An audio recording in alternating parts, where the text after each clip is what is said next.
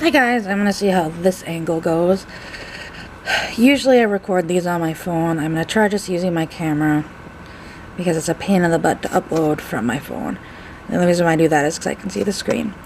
So anyways, updates this week. There aren't a huge amount. Tuesday, was it Tuesday? I think. No, Monday. I had a doctor appointment with gastroenterology, and this coming Tuesday I will be having an endoscopy done to diagnose my reflux. So hopefully getting confirmation on that is a big thing. The doctor pretty much wants to do that if it's not diagnosed as reflux. Like, we're going to kind of look at other options. So I might be able to do the less invasive sleeve versus an actual full bypass. Since there's less risks assessed with the sleeve versus a bypass, we might revisit that option, because I went in looking and wanting to do the sleeve versus the bypass, but being I have reflux is where the doctor was like, well, to get rid of reflux, or the sleeve can actually cause reflux. He goes, there's very few cases where it gets rid of it, where the bypass, you're more likely to get rid of it. So that was with that. Like I said, on Tuesday this coming week, I will be doing an endoscopy, which is they will put me to sleep and then they will take a camera and go down my throat, check out my esophagus, check like structures of my stomach on the inside. So that's kind of all my news for the week. Other than that, I have coming up, not this week but the week after, my testing for, sorry guys, try not to shake it, my testing for my psych evaluation. So that will be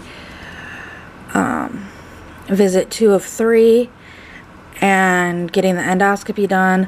Basically then all I have left is to continue doing my monthly visits and get a hold of cardiology again and get that set up, because I need to have a cardiologist appointment to have my heart cleared for surgery.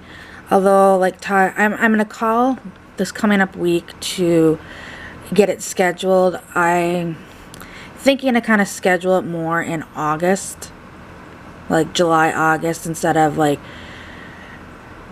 ASAP, because it'll be kind of towards the end of my monthly visits with my doctor, but then like it'll be more current to closer to surgery.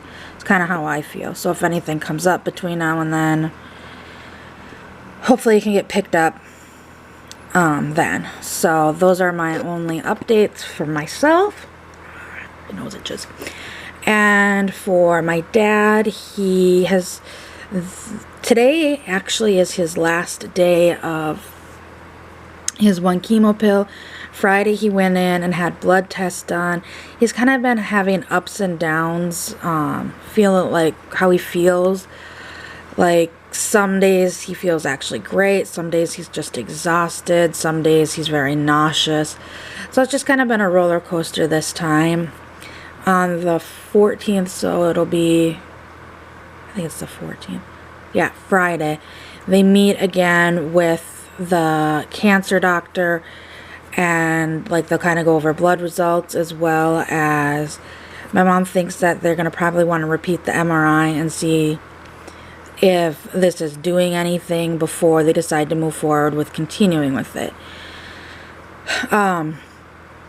He did see his brain surgeon for a follow-up this past week, and he's already told his brain surgeon he doesn't want to do the surgery again if it comes back. The brain surgeon just asked my dad to promise him that if it comes back, he'll just come and talk to my dad will just go and talk to him. He doesn't have to do the surgery, but he just wants the best outcome for my dad. And he even said, you know, even if it's not with me, if we have to refer you to Mayo, or if we have to refer you to MD Anderson, he goes, you know, let's look at options. So My dad agreed to that, so that was a positive thing. And for those of you that don't know what MD Anderson is, I know a lot of people know what Mayo is. For those that don't live in the U.S., Mayo is a network of hospitals that they have like some of the best doctors at them. They're very thorough. They do have research-based stuff. So where my dad's regular doctor wouldn't be able to do a certain like radiation or chemo or surgery, Mayo could possibly have a trial going on where my dad would fit into that. My dad really doesn't want to go to Mayo, being the fact that his doctors in Fargo, they consult with Mayo a lot, and he's like, I feel going to Mayo is just a waste of time because there's not much more they're going to do than what they're advising my doctors here to do. And then MD Anderson is actually a gigantic, very well-known cancer hospital in Houston.